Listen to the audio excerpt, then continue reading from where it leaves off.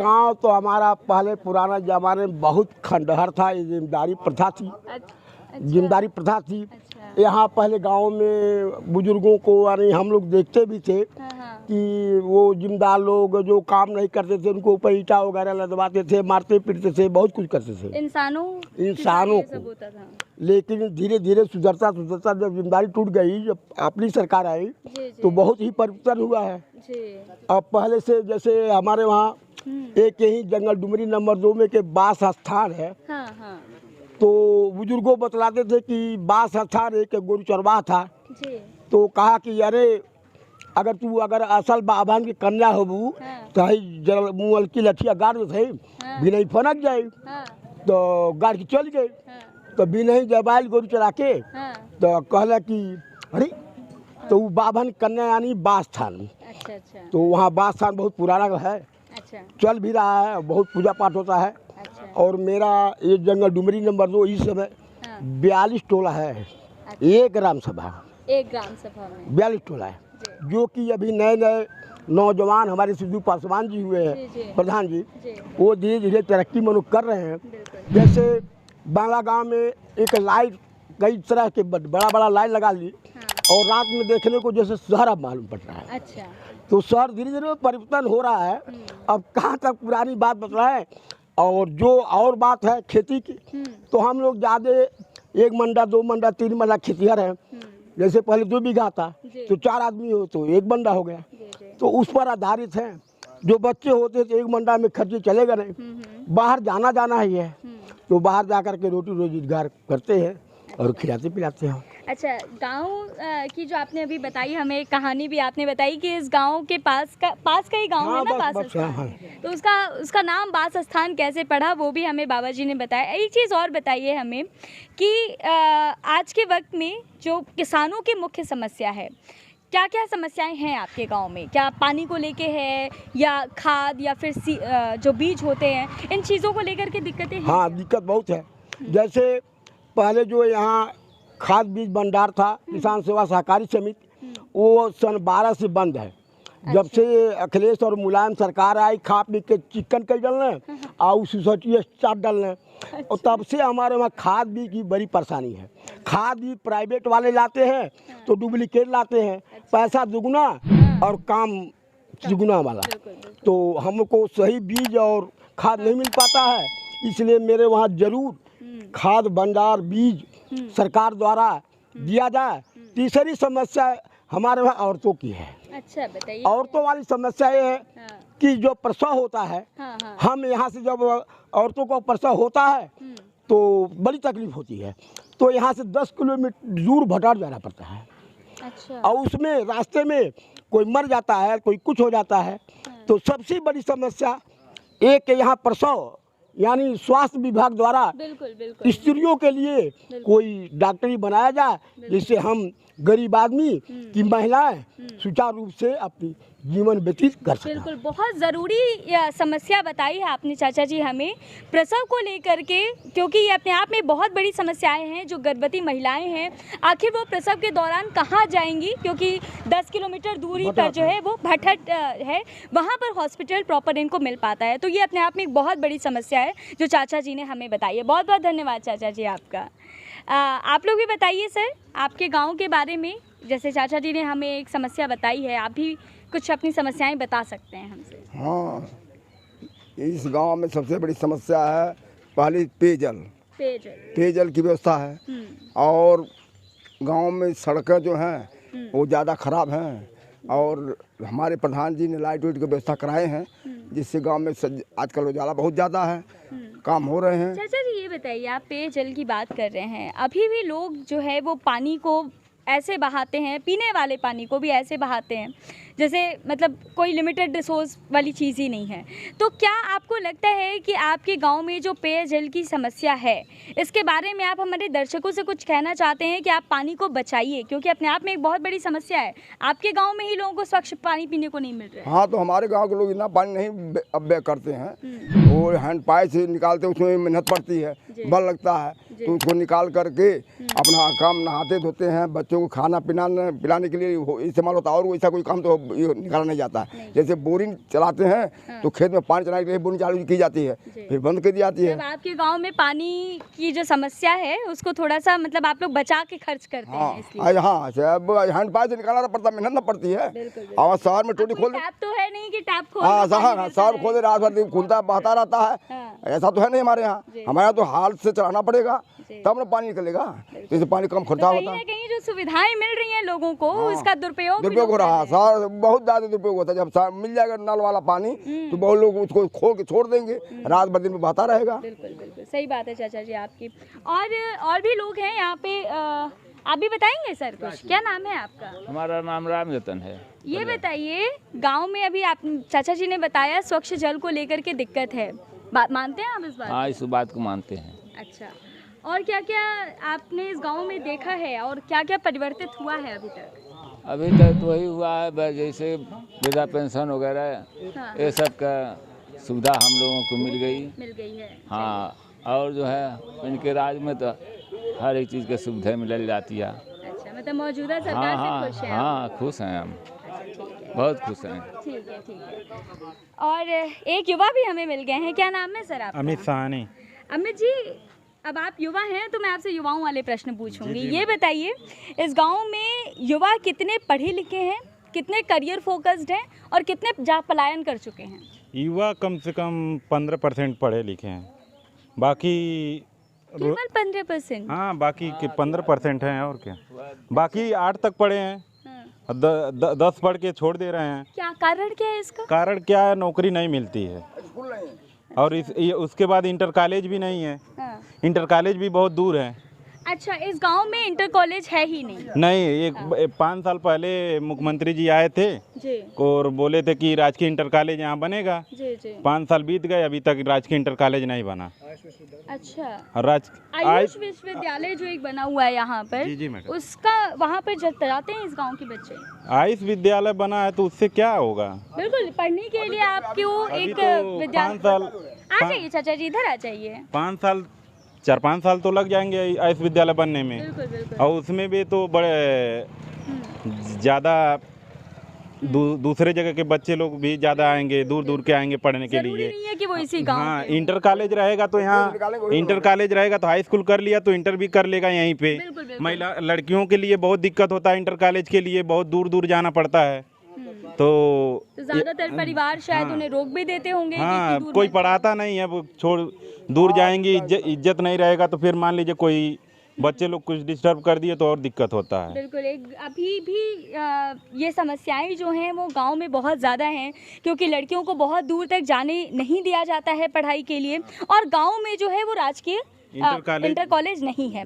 तो ये बहुत बड़ी समस्या आपने बताई है अमित जी। और आज के दौर में भी, इस दौर में भी जहां हर व्यक्ति को शिक्षित होना आवश्यक है, उस दौर में भी इस गांव के मात्र 15% युवा शिक्षित हैं। जी मैम। अच्छा, कार्य क्या करते हैं फिर? अगर अशिक्षित हैं तो काम क्या? तो वही जाते हैं बाहर में पेंट पॉलिश मजदूरी वगैरह करते हैं और क्या करेंगे बस जी। उससे तो मुझे लगता है कि आदमी की जो आम जीविका है वो भी नहीं चल पाती। नहीं, कहाँ चल पाएगा, वही कमाते खाते हैं बस और कुछ विकास नहीं कर पाते हैं जी।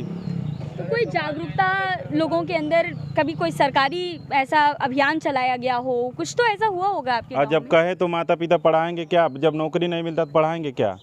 बोलते हैं बाहर कमाना है तो पढ़ के क्या फायदा है। और सरकार यही को सोचते हैं। सरकारी को कोई ऐसा प्लान नहीं किया गया, ऐसा व्यवस्था नहीं दी गई कि उसमें बच्चे युवाओं को रोजगार दे करके, प्रशिक्षण दे करके उनको आगे बढ़ाया जाए। ऐसा कोई व्यवस्था नहीं हुआ है अभी तक कोई व्यवस्था नहीं हुआ। अच्छा, ठीक है। अच्छा, ये बताइए, क्योंकि अभी पलायन पर भी हम बात कर रहे थे, तो अब मुख्य चीज़ तो आपने बता दी कि भैया शिक्षित ही नहीं है लोग, और जो थोड़े बहुत शिक्षित होते हैं, थोड़े बहुत लोगों को कार्य आ जाते हैं हाथ में तो वो बाहर चले जाते हैं। तो क्या लगता है आपको कि इससे गाँव का कितना लॉस होता होगा? लॉस तो बहुत ज़्यादा हो रहा है, धीरे धीरे पीछे जा रहा है। डुमरी ग्राम सभा जो है बहुत पीछे जा रहा है। जब पढ़ाई करेंगे तो नाम रोशन होगा ना आगे चल के। यहाँ का नाम रोशन होगा, जिले का नाम रोशन होगा, ब्लॉक का नाम रोशन होगा, प्रदेश का नाम रोशन होगा। जब IAS PCS बनेंगे, आगे पढ़ेंगे तभी तो कुछ होगा। और क्या? और यही बात है मैडम, हम यही कहेंगे कि मुख्यमंत्री जी से यहाँ डुमरी में हमारे राजकीय इंटर कॉलेज बनवाएं घोषणा किए थे। तो ये अपने आप ये यहाँ तो मान के चलिए बड़े बड़े ग्राम 9-9 किलोमीटर के ग्राम सभा हैं, 12-12 हज़ार वोटर है, 3 ग्राम सभा, एक नंबर 2 है, नंबर 1 है, और जैनपुर है, हरपुर है, जंगल सकनी, आबादी सकनी है, ये सब यहाँ पे कवर कर लिया जाएंगे। अरे बेटिया तक लोग अब पढ़ने चले आएंगे। यहाँ से 8-8, 10-10 किलोमीटर तक कोई स्कूल है। जैसे यहाँ से अब 10 किलोमीटर जाएंगे तो पनिया मिलेगा, यहाँ से 10 किलोमीटर भटरा मिलेगा, वो भी 10 और यहाँ से गोरखपुर जाएंगे 25 किलोमीटर 30 किलोमीटर। अच्छा, अभी जो चाचा जी हमें बता रहे थे कि यहाँ पे कोई महिलाओं के लिए प्रसव पीड़ा से जो महिलाएं पीड़ित होती हैं उनके लिए कोई सुविधा नहीं है, तो कोई डिस्पेंसरी वगैरह भी नहीं है क्या? नहीं, कोई नहीं, प्राइवेट डिस्पेंसरी नहीं है, कोई अच्छे डॉक्टर नहीं है, कोई MBBS डॉक्टर का कोई दवाखाना नहीं है, केवल झोला छाप डॉक्टर हैं, वही बेचारा सेवा करते वही जिंदगी बचाते हैं, और कोई बचा नहीं पाता है। सरकार कोई व्यवस्था नहीं, कोई सुविधा नहीं। यहाँ 10 किलोमीटर जाएंगे तब होगा। अब हम यही कहेंगे कि हमारे वहाँ जैसे नौजवान या तो कोई, हमारे 4 लड़के हैं, मात्र 2 बीघा खेत है, और 4 लड़के इंटर पास हैं। एक मेरा छोटा लड़का है, वो अभी B.Com भी किया है। अच्छा। उसको बड़े मेहनत से B.Com कराए, लेकिन वह जब सरकारी नौकरी नहीं पाया तो 2 बीघा खेत में हम कितने लोग को खिलाएंगे पिलाएंगे। वो B.Com भी छोड़ करके वो अभी अपना पेंटर का काम करने हैदराबाद चला गया। तो मेरा सरकार से गुजारिश है कि यहाँ कुछ प्रोग्रेस करें ताकि बच्चे हमारे प्लान ना हो। दूसरी बात है, लड़कियों की परेशानी, यहाँ से 12 kilometre, 13 kilometre, 14 kilometre inter college है, जबकि हमारे माननीय मुख्यमंत्री जी ने यहाँ कह भी दिए थे कि मैं कन्या इंटर कॉलेज बनवा कर छोड़ूंगा। कब बोले थे, कब अरे 5 साल से ऊपर हो गए, जब विधायक थे तभी आए थे, और हमसे और लेकर चले भी गए। लेकिन वो जांच हुआ तो ये हुआ कि SDM महोदय ने जांच किया तो है स्कूल का जमीन है। जब स्कूल का जमीन स्कूल बनना है तो केंद्र विभाग का जमीन एम्स बन सकता है, तो क्या स्कूल का जमीन इंटर कॉलेज नहीं बन सकता है? ये हमारे विधायक लोग चकमा हम लोग को दे करके चले जाते हैं। तो मैं सरकार से गुजारिश करूंगा कि अगर बच्चियों को ज़्यादा प्रतिशत बढ़ाना है, लिखाना है, पढ़ाना है, जैसे कहते हैं बेटी बचाओ बेटी पढ़ाओ, तो मेरे यहाँ कन्या इंटर कॉलेज बनवाने का कष्ट करें। जय हिंद, जय भारत। चलिए, बहुत बहुत धन्यवाद। ये कहानी थी इस गांव की। इस गांव की जो मुख्य रूप से समस्याएं आई हैं वो हम आपको एक बार फिर बता देते हैं। इस गांव में मुख्य रूप से प्रसव पीड़ा से पीड़ित महिलाओं के लिए कोई सुविधा नहीं है, ये अपने आप में एक बहुत बड़ी समस्या है। इसके अलावा जो कन्याएं हैं उनको लेकर के यहाँ पर कोई कॉलेज नहीं बना है, ये अपने आप में बहुत बड़ी असुविधा है। एक महिला जा रही हैं, उनसे हमने उनको रोक लिया। माता जी, क्या नाम है आपका?